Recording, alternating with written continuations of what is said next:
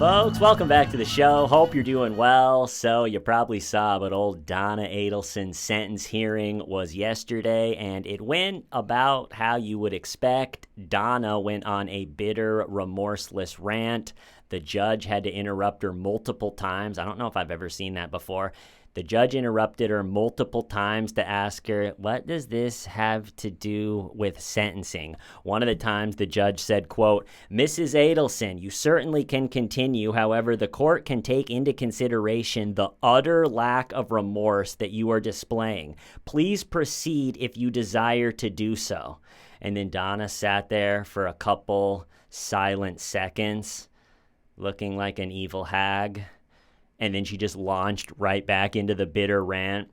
Where is the evidence that before July 14th? She did one of the classic public speaking strategies where you keep coming back to a line like, I have a dream, da-da-da-da-da-da. I have a dream, da-da. But hers was, where is the evidence that, ba-da-ba-da, where is the evidence? The judge has to stop her. What does this have to do with sentencing? Are you just airing out your grievances? She did the classic internet meme where anytime someone goes on a wild rant, there's always a comment below it saying, lady, this is a post office. I keep thinking every morning when I click on my little news app that I use that I'm going to see Wendy Adelson arrested. Because Donna was arrested exactly 1 week after Charlie was convicted. And I've always thought they're doing these trials from easiest to convict to hardest. Like, it's not going to be easy with Donna. They purposely kept her, knowing that she was the spouse and going to be a main suspect. They purposely kept her out of the communications, but I still think they can get her, and there's enough. Maybe I'll talk about that at the end of this one. But I pictured Wendy watching Donna's verdict reading on a cell phone, and as they read the verdict, guilty, she closes her eyes, and one tear rolls down her cheek. And then she reaches over and drops the cell phone over the side of the speedboat that she's on. And she nods at a man that's in the driver's seat. And the man nods back and he puts goggles on and then guns the throttle. And they zoom off south and disappear in the black, bleak ocean. I heard she's dating a billionaire and living in my home state of Colorado. Does anyone know if that's true? But if she's dating a billionaire, they definitely have the means to make some sort of move. I don't know if I would sit around and wait to be arrested. She saw her brother go down and now her mom. It's probably starting to feel very real. But let's get into some of this sentence hearing from yesterday. So hilariously, all of the character witnesses that spoke on Donna's behalf had to do sworn statements where you swear what you're saying is true. And then it gets to Donna, and and her lawyer goes, Donna would like to give a unsworn statement. And the judge goes, unsworn? And the lawyer goes, yeah, she does technically have the right to do an unsworn statement. And they look it up, and the lawyer was right, and so it's okay. She is going to do an unsworn statement. So you don't want to testify,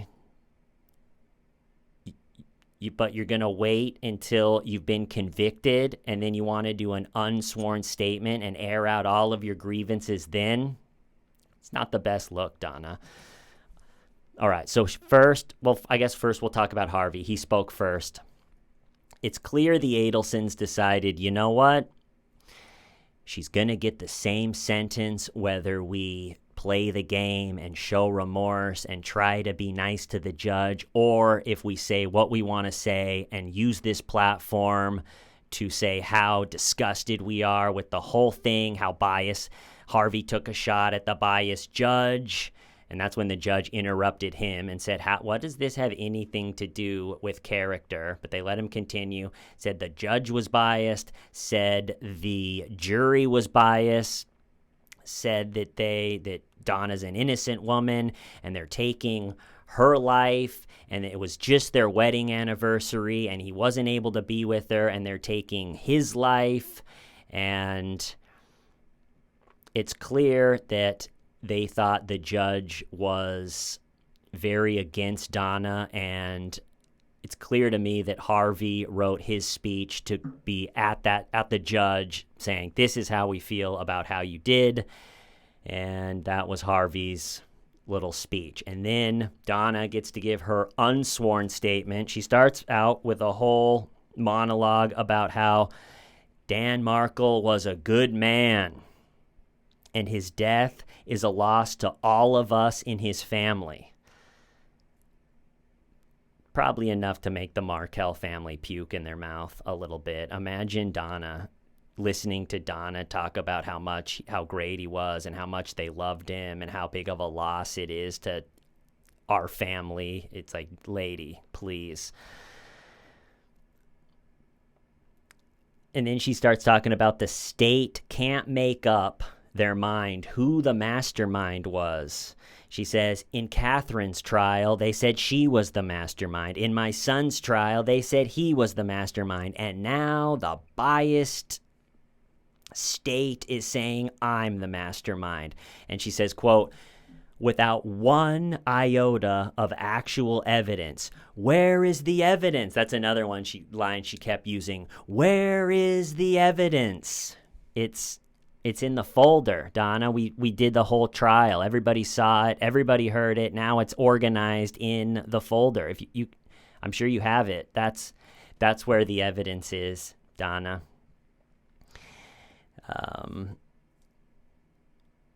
One point, Donna says, it makes you wonder if the jury was sleeping when the state's star witness said that my phone never went over to Charlie's house that night, the night of the murder. They called it the money drop. Where's the evidence? It's like, Donna, it's not rocket science. You just don't bring your phone.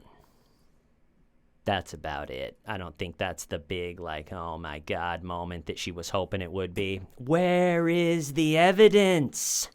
Where is it? And then she went on and on about how there should have been a change of venue, how there was a decade of negative press against her, leaving no chance to get a fair trial in Tallahassee, and the judge quickly denied their motion for a venue change, and the trial had to be in the hotbed of Tallahassee.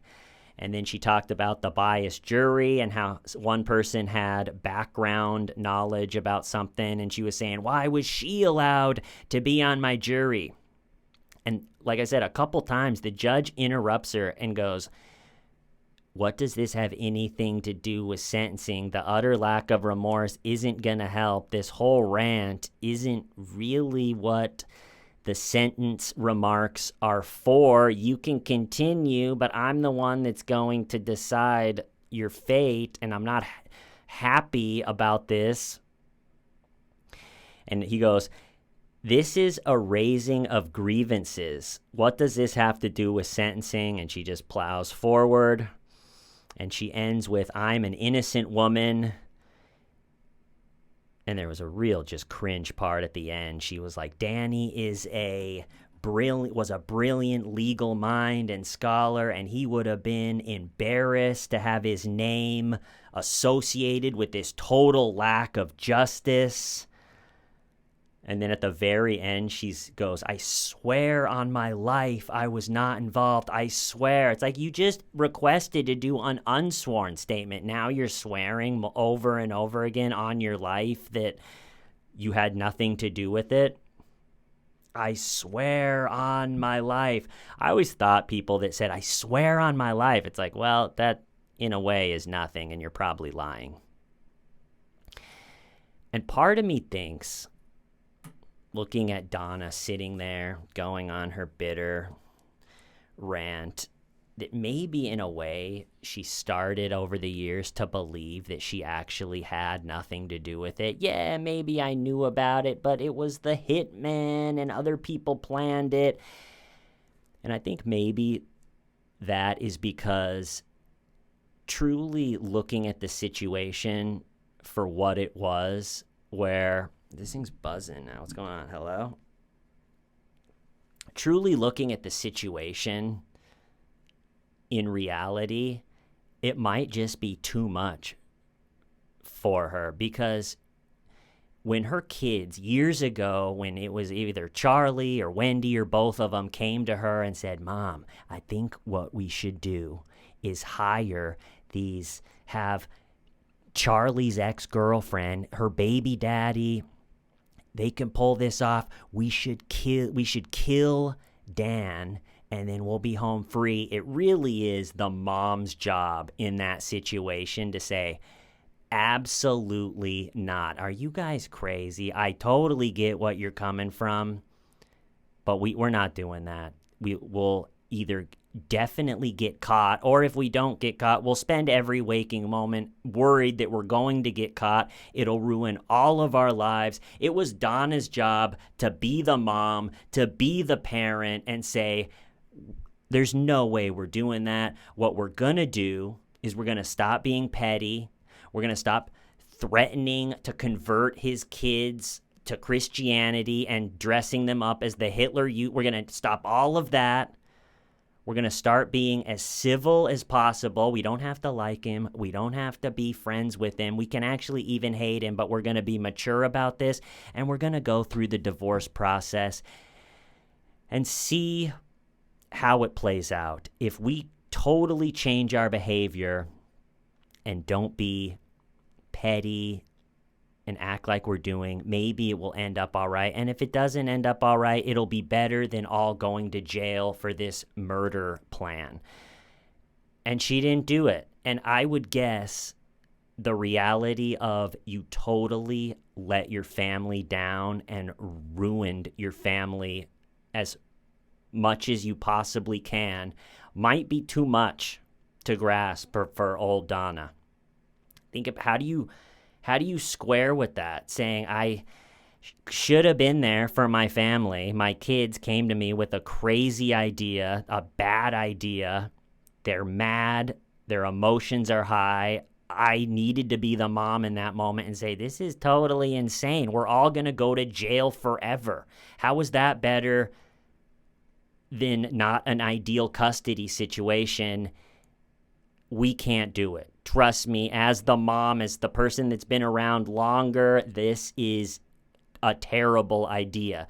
But instead, Charlie and her are sitting in Charlie's hot tub, and Charlie's convincing her, it's going to go great. We're going to do it. He's pretending he's the crime boss that he thinks he is. It's going to be perfect, Mom. And Donna, that was the moment that Donna could have either gone, steer your family in the right direction or let your family ruin itself. And she let her family ruin itself. And that has got to be a tough one to go to bed at night knowing it happened. So I wonder if she can even grasp truly how much she let her whole family down. Be interesting to see, or it'd be interesting to know. Speaking of Charlie in the hot tub, a story, it's a little bit crude, but a story that I keep thinking about over and over again when I think about this case is Jeff Lacasse, the guy that Wendy was dating, that they tried to frame. Wendy was really interested. So when are you going to be headed out of town? Going right past Dan's place? And they tried to set the murder up so it happened right then. So as the ex-boyfriend heads out of town, it puts his cell phone right when it happened. And then him getting out of town, it would have looked really bad. And that's another thing. The Adelsons, all right, it's one thing, Dan, they had this horrible falling out with the kids, and it got as ugly as it can get. But to try to frame the ex-boyfriend that seemed to be nothing but sweet to Wendy, to have no hesitation to say, oh, well, if somehow he does end up getting pinned on this and goes to jail forever, who cares? Whatever. We're the Adelsons. We pulled it off. But Jeff tells a story. He did multiple interrogations. Well, it started as interrogations and then ended up being interviews. But Jeff Lacasse, let me open this door. Boiler kicked off. He did interrogations, but he tells a story about Charlie that I just keep coming back to, and I almost talked about it on an Adelson video I did a long time ago, but it's a little bit crude. I thought, you know what, the episode has enough to talk about. I'll just leave it out. But since then, I just keep thinking about this story, and so I'm going to talk about it. So Wendy's boyfriend, they start dating. Jeff Lacasse, sweet guy, smart guy, comes off as a credible witness. If Wendy does get arrested, I think his testimony is going to be as important as any of the other evidence that they have. And so Jeff tells the cops this story that he starts dating Wendy. He says something like she has this sexuality and this charisma, that he was really smitten with Wendy. So he starts dating Wendy. He meets Charlie the first time. They just met each other. It's at Charlie's house. Charlie goes, "You want to sit in my hot tub?" And already, I think if I was started dating someone, I go over to the brother's house and the brother asks, "Do you want to sit in my hot tub with me?" Knowing myself a little bit, I think I would have maybe made up an excuse to not do that. I don't know. It just doesn't sound, sitting there in the bubbly hot tub with Charlie Adelson's hairy chest sitting right there, all just hanging out, like, great. Yeah, nice to meet you. But they say yes. They all get in the hot tub. Jeff had met Charlie, I don't know, an hour ago. They had just met, and Charlie, so it's first impression. We're definitely in the first impression phase of Jeff and Charlie. And so when people are in that first impression phase, the stories that they decide to tell are interesting, because you're essentially painting the picture that you want the other person to see about you. And so in this first impression phase of the relationship between Charlie and Wendy's new boyfriend, Charlie decides to tell the story in the hot tub. So you picture the water bubbling, the steam coming up, Charlie's bare chest out in full display. And Charlie tells a story that he's dating a Korean woman. They go to a wedding that had a Korean wedding with all Korean people. And that Charlie says, because he's the only white guy there, the Koreans jump him, beat him up, and then he punishes the Korean woman that he was dating that brought him to the Korean wedding that got him jumped by, this is the crude part, by having purposely painful anal sex with her. So imagine you start dating Wendy, you're really happy, you have this huge crush on her, you think she's totally gorgeous, you can't believe I'm finally dating Wendy, and then you go meet her brother. You want to sit in the hot tub? Not really, but all right, you're sitting in the hot tub, and then he tells the Korean wedding painful anal sex story.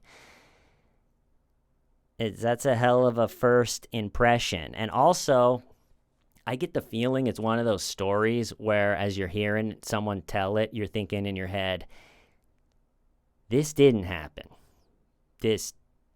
I don't know. I get the feeling what maybe happened is he went to the Korean wedding and someone gave him a dirty look, and he then concocted the whole story and when people, I don't know if it's made up, I'm guessing that story didn't happen quite like that. And then you get into so if someone makes up a story about themselves, you can analyze the story and see and try to make guesses of why would they pick to make up that story about themselves. And after thinking about it for a while, what comes to mind is it seems like Charlie maybe is insecure about only, like maybe being a dentist is too wholesome for what he pictures himself. He doesn't want to just be the same dentist like his dad, and it's sort of a wholesome profession, I think in a good way. And as much money as me and my wife has spent at the dentist, I think all the time, I should have been a dentist. Here I am grinding out on YouTube, 40,000 views at a time, and dentists, the amount of money that they make is unbelievable. The watch my dentist has, and just, it's like the amount of money that you can make doing that. It's a great profession to be, and it just doesn't, I feel like Charlie doesn't think it's edgy enough or cool enough just to be a dentist, so he wants to be a dentist with an edge. I'm not just a dentist, I'm an eccentric dentist with an edge, and I got some rough friends, and I have some behaviors. I think there was one allegation that Charlie goes down to like South America or something and sleeps with underage prostitutes. And I think he likes that about himself. Like, I'm the dentist. I'm the bad dentist. But why else would you tell that story at all? Even if it's true, why would you tell that? Especially to a first impression guy that's dating your sister. And then also, why would you, to be that crude in front of your little sister? I only have an older sister, but if I told a story like that, my older sister, she would tell me, "What are you talking about, Scott?" Like, she's very much an older sister, where if I told a story that didn't seem to be true or that was unacceptably crude to just tell, especially on a first, she would call me out on it. She was always quick to call me out on, like, that's not. And I didn't have a younger sister, but I'm thinking, if I had a younger sister, would I be talking about anal sex with her? No, you gotta keep things. It just shows the relationship between Wendy and Charlie, even, because Jeff said Wendy was laughing about that. It just is a bizarre family, and that one story really kind of sums up just how bizarre that whole family is with the relationships. And it's like, be a little respectful. Your little sister is here. Can we talk about something else? And just think about being Jeff Lacasse. That's the first story you hear an hour after meeting him. You're sitting there in the hot tub. Where do you go from that? Oh, cool, man. That sounds awful. Sorry to hear about that. You sound like a real edgy, badass dentist. So good for you. Cool hot tub, great house. Yeah, anyway, I think I gotta go. I'm gonna grab my towel. Good story, though. Wendy. Cool brother. Very awesome. Yeah, I think I gotta go, though. And now, unless Wendy is arrested, this might be the last Adelson video, or until she does, because this is the end of Donna Adelson. She'll definitely request a new trial and all of that, but I really don't see her getting it, and so she's history. Later, Donna. And now we'll sit around and see if Wendy is arrested. I would say, I don't want to be wrong, but I would say it's happening. And I would say the best evidence against her is, shoot, I had this written down, the best evidence against her. Where is it? I don't know. The best evidence against her, I think, is Jeff Lacasse's testimony. Get him up there telling that whole story once again. He comes off as a credible witness. He doesn't come off as kooky or biased.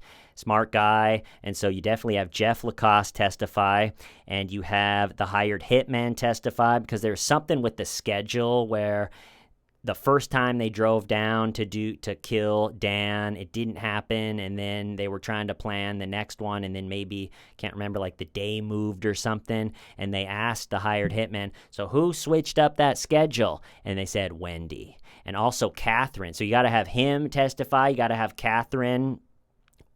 She testified that Donna are the ones that signed all of her checks. And Donna doesn't seem like the type that would just give someone a bunch of money for no reason.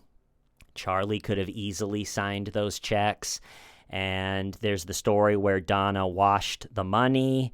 And, the main one. Oh, yeah. So I think a really strong circumstantial evidence for Wendy's trial is the day that Dan was murdered, Wendy's home with the planned alibi of the TV repairman. And then after the TV repairman, she goes to the liquor store because she said she was invited to a Stock the Bar party. She went and bought Bullet whiskey. And on the way there, she got to the street where her ex-husband lived, and she knew he had the kids that day, and it's police taped off, and there's a cop there blocking it, and she didn't reach out to her ex-husband to say, is everything okay? I drove by, and there's like murder tape wrapped around the whole street. Is everything cool? I'm just checking. It'd be, for any parent that didn't plan to murder the ex-husband, it would be almost impossible to go on with the rest of your day after seeing that. I'm sure everything's fine, but why was it police taped off? You know what? I'm just going to text and just make sure everything's okay. I'm going to call. And the fact that she didn't, I think, is strong evidence against her. If she's arrested, will she beat the case? It's possible. I do think that they started easiest to convict the hardest, and now they are into the hard. I think Wendy and Harvey will be the hardest to convict, but why not try? Why not try? Wendy deserves to at least be arrested, and it would probably take a year for the trial to start, and then they got to go for it. I don't think the state should attach their ego to this. We might not get a conviction. You got to just go for it. Don't try to do any funny business. Just state the facts, and if it doesn't work out, well, you tried, and that's what I think they should do. But anyway, I'm going to cut it up there. I love you all. One more reminder, on October 18th, I'm going to be doing stand-up in Westfield, Massachusetts at Hutchke's at the Nook. There's tickets at their website. I also did a post on the post section with the ticket link. But I love you all. See you soon. Hopefully see you at the stand-up gig October 18th. Why? Stivin' why? Oh, yeah, one other thing, too, is not only did Wendy, during her bitter, remorseless rant, do a extended lie cry, but she also did a dry cry, a dry lie cry, if you will. No tears. She was pretending to be crying for, I think, probably a full 5 minutes, and not one single tear. She had the face and the tone of crying, but not one tear. So I do owe a honk of the horn of the lie cry for her. You know, kind of funny, too, at the very end here. I got an email from a guy saying the fact that I got rid of the lie cry was so disappointing, and it was a part of the show, and I get it, but it's like, dude, the lie cry horn is bolted to my desk up in the living room, and now there's a baby. We had a baby and a mother-in-law watching the baby, so I'm down here in the basement next to the boiler. Okay? Chill out a little bit. It's the lie cry horn will honk again. All right, love y'all. See you next time.